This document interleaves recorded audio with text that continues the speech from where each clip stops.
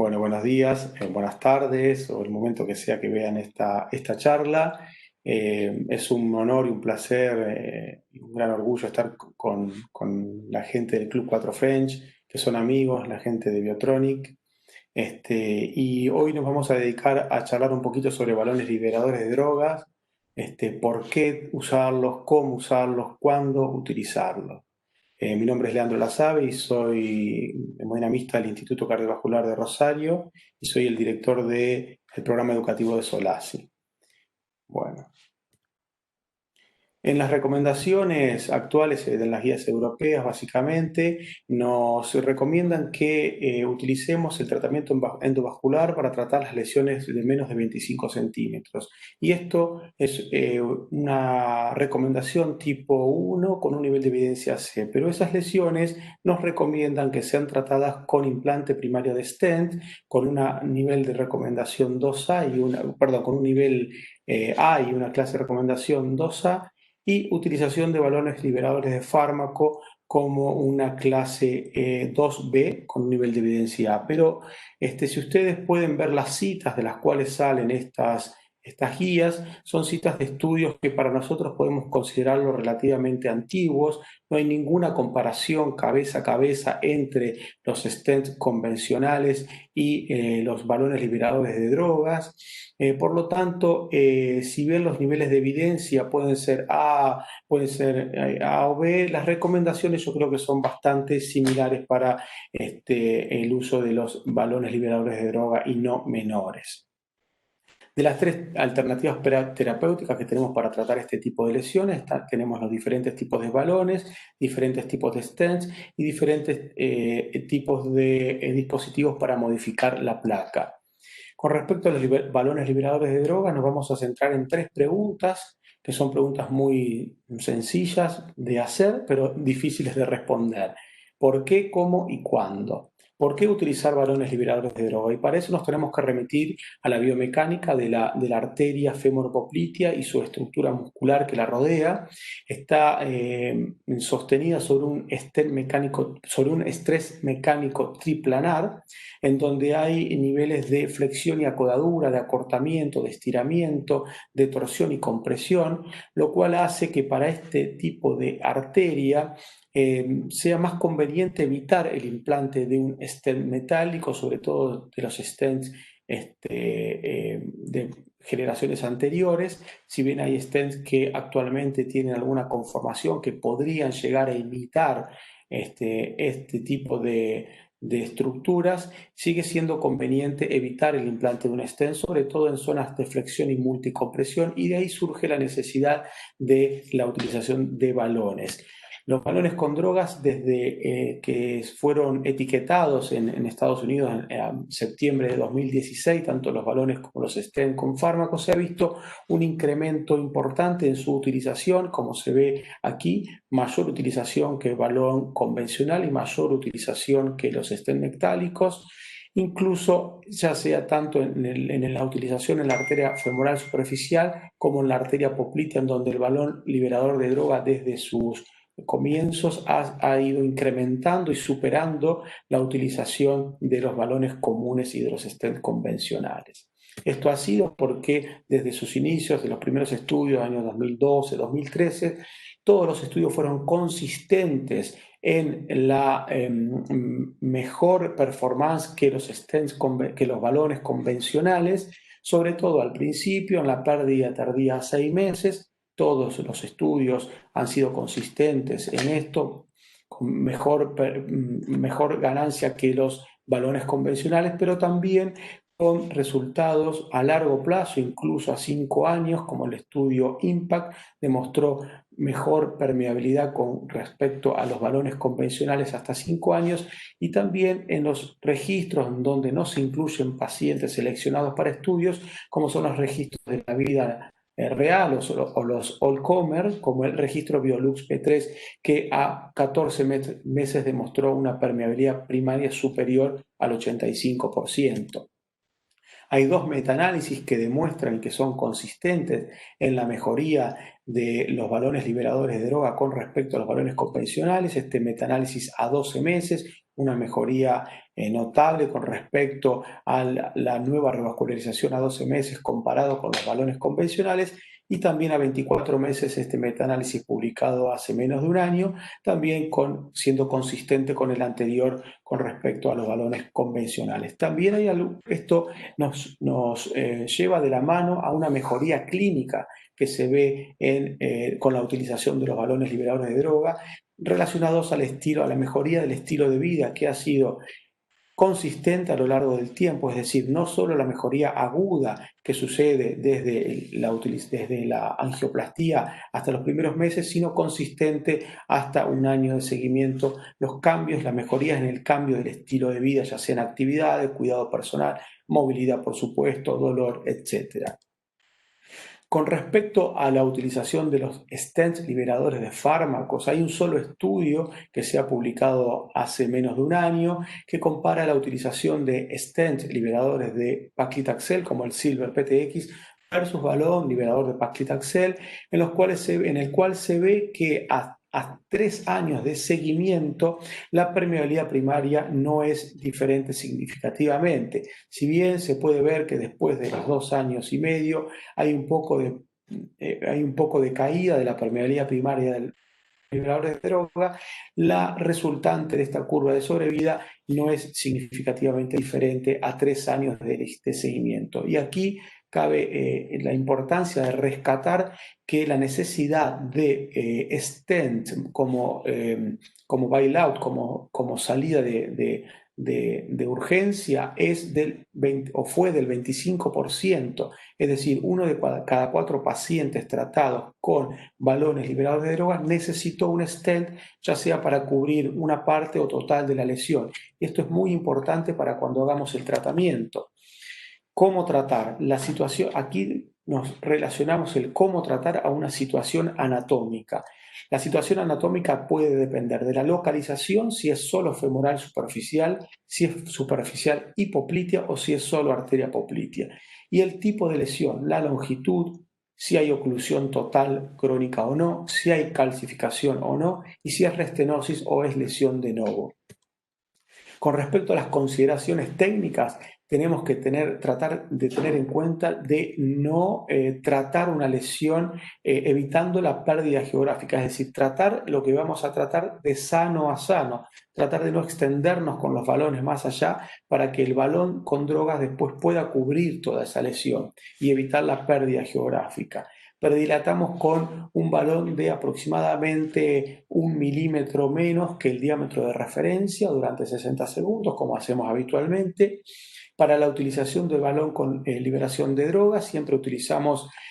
un insuflado de 2 minutos.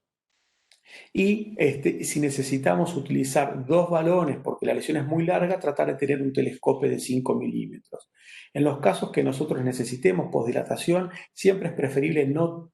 tener que necesitar posdilatación, y para eso hay que pretratar muy bien la lesión. Pero si necesitamos posdilatación, tenemos que realizarla, no tenemos que dejar una estenosis residual importante porque eso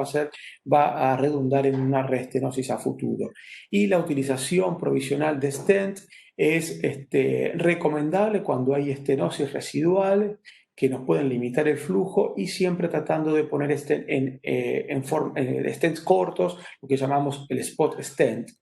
En esto me quiero detener solamente un segundo a decir que cada vez que nosotros tenemos pensado o planificado utilizar un balón liberador de droga, tenemos que tener un stent o los stents posibles en la espalda. ¿Por qué? Porque si nosotros pretratamos la lesión y la lesión ya con el pretratamiento queda con disección, con un compromiso de flujo importante, con una fístula importante o con algunas cosas o características que a nosotros nos permitan saber que con balón, con droga va a quedar muy similar, probablemente ahí tengamos que cambiar la estrategia y colocar una stent. Por eso siempre que tratamos con balón debemos tener un stent, por las dudas que al realizar la predilatación o incluso la postdilatación nos quede alguna limitación en el flujo. Eso es importante. Con respecto a la longitud, es importante conocer que a medida que la longitud avanza de las estenosis que vamos a tratar, es mayor la necesidad de stent bailout que nosotros vamos a necesitar. Y esto es un poco por lo que charlábamos recién. Con respecto a la calcificación, es una situación muy importante saber que a medida que mayor calcificación y mayor cuadrantes de calcificación tengamos, la permeabilidad primaria y los resultados van a ser menores a largo plazo. Con respecto a la localización de la lesión, siempre vamos a tener una buena permeabilidad donde tratemos con los balones con droga, pero sí es necesario saber que si la lesión en la femoral superficial sola tiene mejores resultados que cuando es combinada con poplitea y mejores aún que cuando es,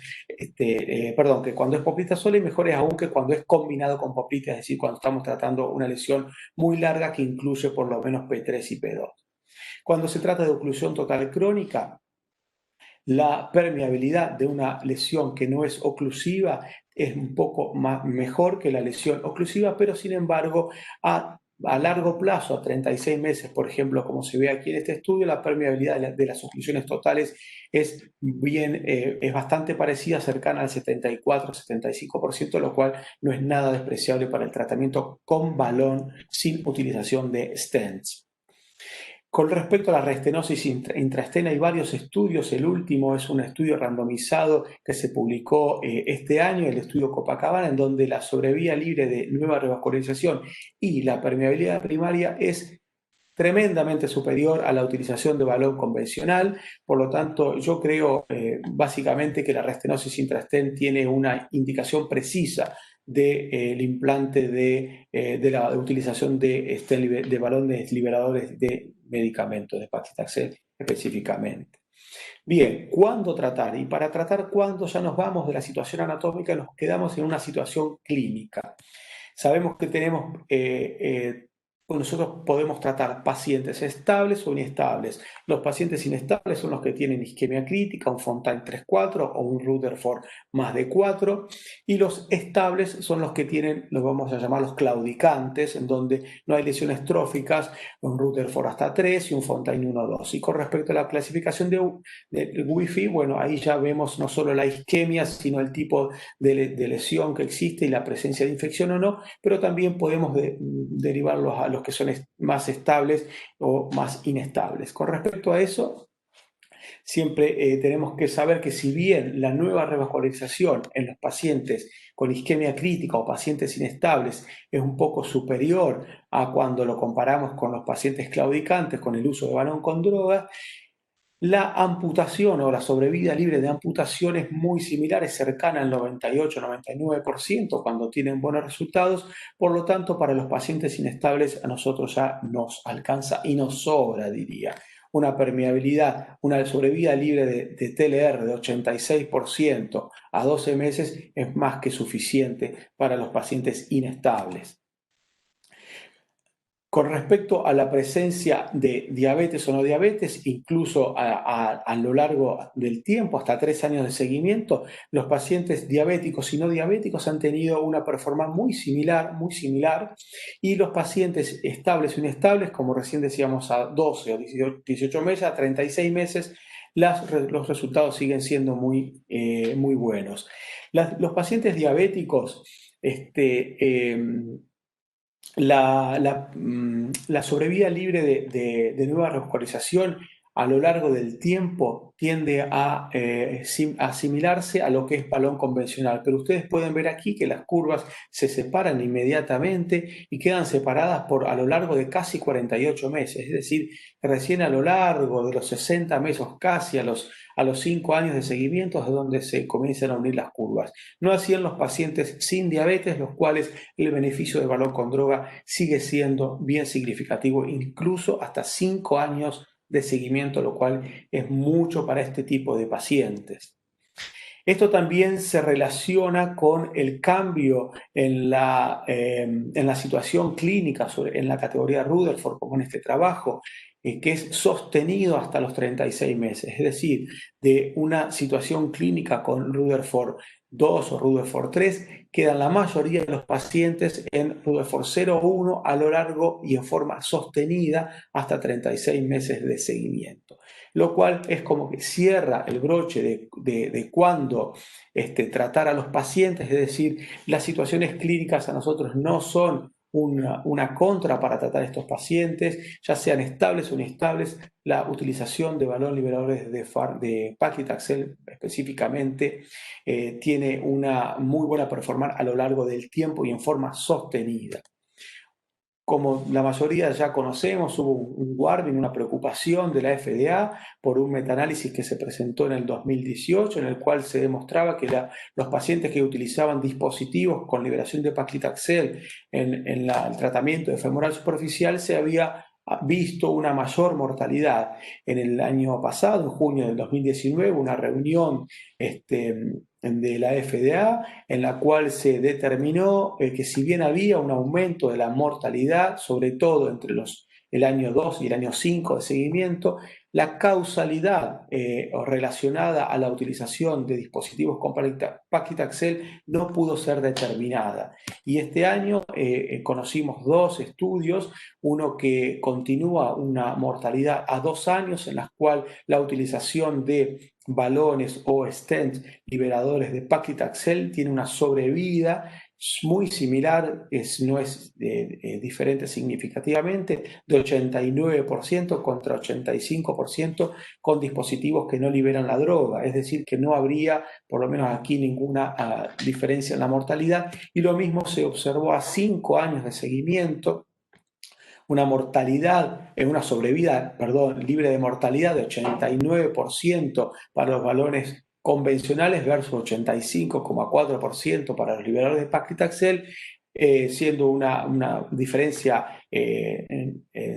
no significativa con una P de 0,2. Es decir que estos dos estudios y otros tantos que están en evaluación un poco desestima esa probable causalidad de la utilización de los balones y stents con paclitaxel en relación a la mortalidad. Por lo tanto, como mensaje final, lo dividimos en por qué utilizar balones liberadores de droga: para evitar el implante de stent en el territorio femoropoplito por las condiciones biomecánicas de la arteria, porque tiene mayor permeabilidad primaria y menor necesidad de nueva revascularización, por lo menos hasta 5 años de seguimiento comparado con el balón convencional, porque la permeabilidad primaria es similar a la utilización de stent liberador de paclitaxel, por lo menos a 3 años que tenemos un estudio, y no hay datos concretos que a nosotros nos demuestren que exista un aumento de la mortalidad debido a la utilización de esta droga. ¿Cómo utilizarlos? Evitar la pérdida geográfica, predilatar muy bien con un balón previamente, pretratar muy bien la lesión, utilizar el balón con droga 1 a 1 con la referencia de la arteria durante 60 segundos y en situaciones anatómicas adecuadas. Siempre es mejor lesión focal que lesión difusa y que oclusión, siempre es mejor femoral superficial que poplitea o que la suma de las dos, y sí la utilización en la restenosis intra-stent. Evitar lesiones muy calcificadas o pretratar con algún dispositivo para modificación de la placa, y lo que les decía, siempre tener un stent disponible, porque si existe disección o mal flujo o mal runoff, utilizar los stents como bailout para que tenga un mejor resultado. ¿Y cuándo utilizarlo? En cualquier situación clínica, ya sea pacientes estables o inestables, ya sean claudicantes, isquemia críticas, diabéticos, no diabéticos, ya que mejora la condición clínica y la clase funcional en cualquiera de las situaciones clínicas mencionadas, y es sostenida en el tiempo. Eso es un poco lo que les quería comentar. Muchas gracias por la atención y espero que haya sido útil.